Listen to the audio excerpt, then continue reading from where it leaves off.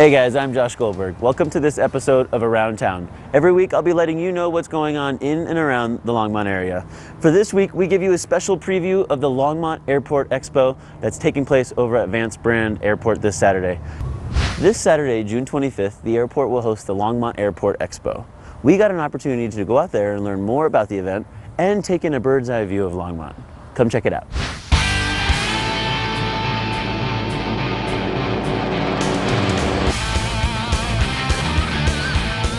Coming up this Saturday on June 25th, we've got the Longmont Airport Expo 2011 in support of Operation Gratitude. It's a full day of aviation activity, and this year we're really happy to be able to support Operation Gratitude, which is a nonprofit organization which supports our troops overseas by sending them care packages and cards and letters and gifts so that they have some of the comforts of home. This year's expo is called A Look Back at the Future, and what we mean by that is we are going to have planes from the very first beginning of aviation, grassroots aviation, from the old World War II biplanes and World War I biplanes all the way up to a modern day jet. So you'll be able to look back at how aviation started up to where it's at today, and we think that's an appropriate theme for this year, especially given the fact that the airport's going through a master plan in the community right now. So we can kind of tie it back to how the airport started off and what it's looking forward into the future. One of the great things about this expo is we are actually going to do a mini air show. That starts at 11:30 a.m. and it'll wrap up about 1. We've got some fantastic aircraft. We're going to have a Giles 2000 that'll be taking off and doing all kinds of aerobatic performances. He'll be doing loops and barrel rolls and figure eights in the sky, and you'll see smoke coming out. We've got a biplane Booker and a Skybolt, which if you're not familiar with those, airplanes are experimental. They go really fast, they make a lot of noise, they spit out smoke too. And in addition to that, we've got the Northern Colorado Mustang Car Club that's going to be here with their display of cars, also looking back at the future, starting out with some 1920s Mustangs all the way up until the ones that were produced just this year. They're going to make a high-speed pass down the runway. We're going to have a radar gun, so we'll be able to clock them. They'll do a slow drive-by in front of the crowd so the crowd gets to see them. And then we'll start the air show right after that. The mayor is going to start off the air show for us. He is going to jump out of an airplane. We are going to make him wear a parachute. So we're looking forward to that, and as soon as he has landed on the ground, we'll start the air show. So it should be a really good time, a great venue to bring out the family and the kids, and we are telling people if they come out, probably bring some sunscreen and some bottled water that day. Here I am, I'm with Dudo, one of Longmont's pilots that'll be flying in the Longmont Airport Expo. Dudo, why don't you tell me a little bit about the plane that we have here? All right, well, this is a Booker Jungmann. It's a German-designed pre-World War II biplane. It was designed in 1934, and this particular model has been made to look like the one that flew with the Dutch Air Force in 1938. I'm Dutch, and I'm an immigrant in this country. I came to this country from the Netherlands, and I started flying power planes here, and then I started making enough money that I could afford a plane, and then I managed to get a hold of this one, and I had to do the paint work on it, so I get to pick the colors, and I made it look like a Dutch Air Force from pre-World War II. It's a very interesting plane. It was designed in 1934 for training Germans in the build-up of the war, and they built lots of these planes, and they sold licenses to Japan, and almost all the Japanese pilots of World War II learned to fly in one of these too. So all the bad guys flew one of these. It didn't do them any good, but it's a great plane. After the war, the Spanish Air Force, who was still on the bad side, they were fascists after the war and they stayed there with Franco, they still built this plane because they weren't allowed to buy any American planes until like the early 60s. So this plane was actually built for the Spanish Air Force, so it's an original military plane, and it was built in 1963. And it came from Spain to the United States in the late 70s. And then it had been rebuilt and flew in America, and it flew in the Seattle area, and the gentleman that had it made it all like a German airplane. So all the placards inside the plane, the airspeed indicators and kilometers, everything that you could read in the plane is written in German. Sure. So we did some trips with it after we had it, and then we wanted to do more work on it, and we wanted to make it our own, so we made it to look like a Dutch airplane, and now all the placards and everything that's written down on the plane is now written in Dutch. Dutch or German make no difference for anybody here. They can't understand it either way, but it's pretty obvious what it says. Don't push, don't hold here. Sure.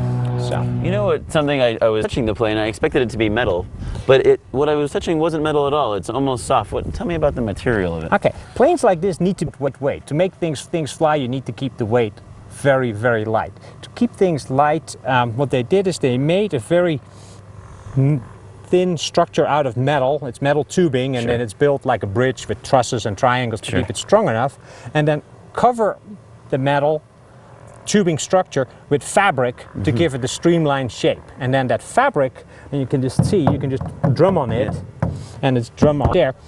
That fabric helps with the streamline, and then fabric is what you paint and make it airtight, and that helps with generating the lift. Sure. So what you want to do is keep the plane as light as possible. This whole plane, ready to go for the two of us, weighs right around 1,000 pounds. I see. And you mentioned that actually it's not put on and stretched on and it's ready to go, that actually the skin has to be shrunk around the frame? It's a nylon fabric, and then what happens is you put it on relatively tight, snug, and then you use an iron, and you calibrate your iron for 220 degrees, and then later on you calibrate it for 300 degrees, and you very gently iron the whole plane. So you iron it this direction, then you iron in that direction, and I've done that several times. I work on this plane in my garage at home. It takes a long time to do all of that. Before we take off, you asked me if I wanted to wear a parachute, and I said, you decide. And so why are we wearing a parachute this afternoon? Well, parachutes are for safety, and if you want to fly upside down, it's also the rules. The regulations dictate that if you're going to fly passengers and you're going to fly aerobatics, you need to have a parachute. So I have a parachute for you, and I have a parachute that I'll be wearing, and then... Josh, you said upside down. I heard the upside down, yeah. Don't tell my wife, okay? Yeah, well... The upside down part should be fun. We're just going briefly upside down, see how that goes, and we talked about the eventualities of if it doesn't go well. Mostly that would mean him tossing his cookies. He will not be using the parachute. That won't happen. All right. Can we cue the Top Gun music?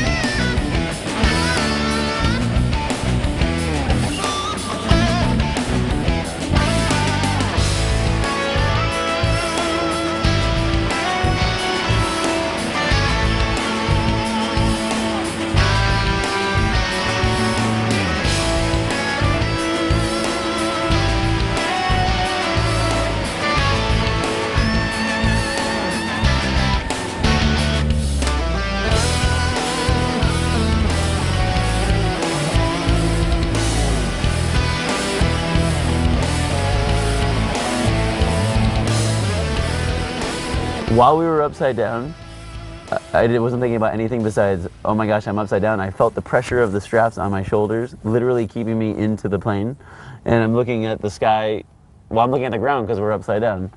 And then when we even out, that's when your stomach goes, woof, and you catch it back and you go, oh wow, I was just upside down rolling, and it's just an experience unlike anything else. Wow, guys, if you come to the expo on Saturday, you not only get to see the Booker in action, but you also get to see Mark Arnold and the only jet that stays here at Vance Brand Airport and the Longmont Airport. Mark, tell me a little bit about what you do here. Well, we're North American Jet Aviation. We're based in Chicago, and we have a nationwide fleet of very light jets. Very light jets are the newest, most efficient, best, most ecologically sensitive jets in the world right now. This is an Eclipse 500 that we have based here, and it has a carbon footprint of only 7 Prius cars. It'll take up to six people traveling up to 1,000 miles at 400 miles an hour at airline altitudes. So we offer commercial service direct from Longmont to any of the 5,000 airports within nonstop range. So, Mark, if you are taking folks 2,000 miles away in this jet, I imagine this must be a very loud vehicle. What is the experience for the folks who live near the airport with having a jet?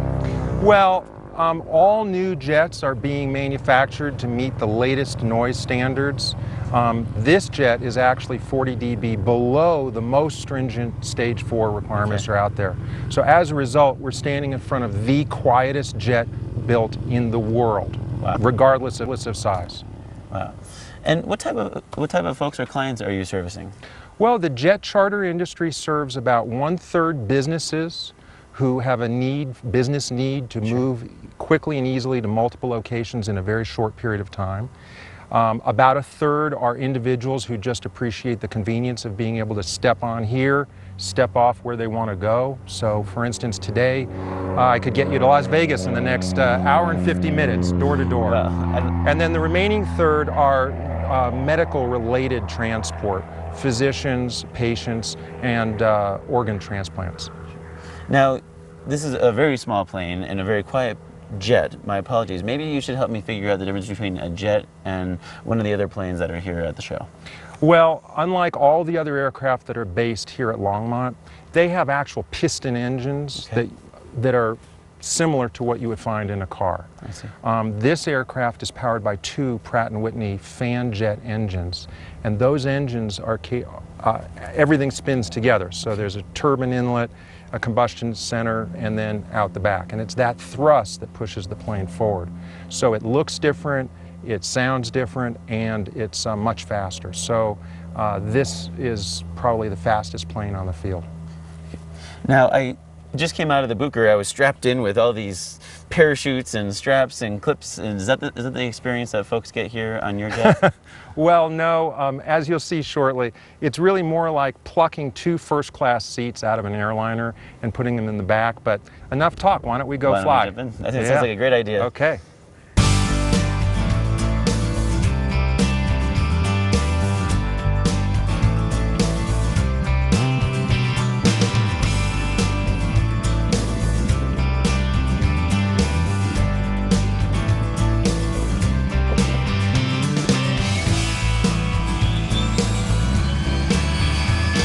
Okay, Josh, are you ready to go fly? I am strapped in, tight straps, and we're ready to rock and roll. Let's do this. Mark. Let's do it. All right.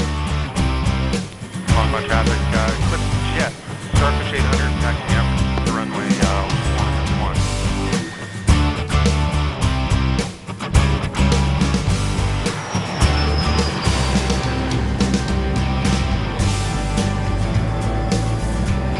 Straight ahead is Longmont, but we're out of here because we're climbing at nearly 3,000 feet a minute, so we'll be up over 10,000 feet before we finish making our first turn. So unlike little propeller planes that stay low and in the pattern, business jets are highly motivated, Josh, to just get up and get out of the area and on course moving towards their destination. So what you'll see here is that probably nobody down there even knew we departed. It looks like we're already over Long's Peak. We're already over 10,000 feet, is that right? We are passing 8,000 feet. Okay, we'll be there in no time. And we're on our way. So Mark, you must be incredibly talented to be able to fly this jet. How long have you been flying for? Well, you know, in terms of talent, I've had a great deal of training. Okay. And I believe really anyone who puts their mind to it can be a very fine pilot. So there's nothing really special about that. However, I have been flying since I was a very young child with my father. And here I'm going to give you a very nice little peek here at the summit of Long's Peak. And if you look closely, you'll probably see hikers on the summit. I understand it's something like a 15 or 16 hour hike round trip, and we just saw it, and I think our flight time is at something like 8 minutes. 8 minutes. And I tell you what, they're not going to get a view like this. 7,500 going to Centennial with X-ray. Mitsubishi 644 Mike, Denver approach, good afternoon. So you said you were flying since you were 16. Was that before you got your driver's license? Well, that was actually on the same day. Well, you had a busy day, huh? I got my pilot's license in the morning and my driver's license in the afternoon. So. And you've been flying ever since. Is it primarily recreational for you, or is it something that you chose as a career path? Well, it's really, over the years, I've been flying now for 37 years, and it's been a mixture of both. It's been a mixture of recreational flying, mostly in the glider, and then I've, over the years, done quite a lot of business flying using business aircraft of one sort or another. And you're going to have your glider at the Airport Expo on Saturday. Tell me a little bit about that and your experience with it. Well, the glider is, of course, a completely different plane than this jet. But right out our right window, you can see part of the continental divide. And what the sailplane allows you to do is take advantage of the naturally rising currents of air called thermals. Sure. And some years ago, for instance, I went on a multi-day trip, and I actually used the sailplane to soar from Mexico all the way to Canada and back. And that was a 3,000-mile trip in a series of legs. And in that 3,000 miles, because I have a motor on board and I don't use a tow plane, sure, I burned a total of 8 gallons of gas in 3,000 miles. And is that some sort of record? Oh, I don't think so. It sounds pretty remarkable, for sure. Someone who owns a plane just like mine, a semi-sailplane, does currently hold the absolute distance record for unpowered flight.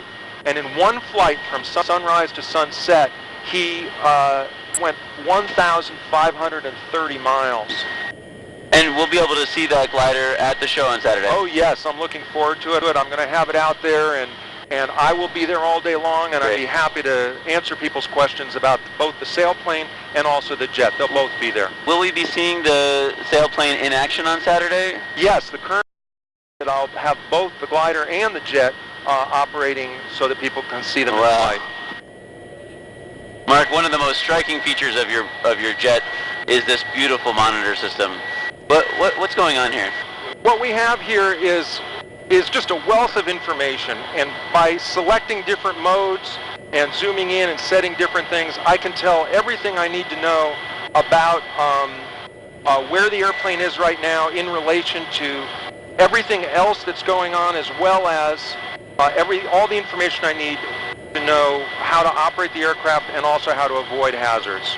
Wow. So it's a very comprehensive display, and there really is nothing else that I would want. I can imagine. It looks like it does a whole lot. All right, Mark, it's been quite a ride. Thank you so much for taking your time to show us around and take us up in your beautiful jet. You'll be able to see the jet and his glider here on Saturday at the Longmont Airport Expo. And we look forward to seeing you then. It should be a great time. Gosh, it was really my pleasure, and look forward to seeing you again. Longmont traffic, really a lot of fun. Niner is upwind, 1, Longmont. What an amazing time and such a beautiful view of Longmont. Thanks for watching today, and special thanks to Tim, Dudo, and Mark from the Longmont Airport. I'm signing off for now. I'm going to leave you with the calendar of events for this week, but don't forget to drop us a line and let us know what's going on at aroundtown@longmontchannel.com.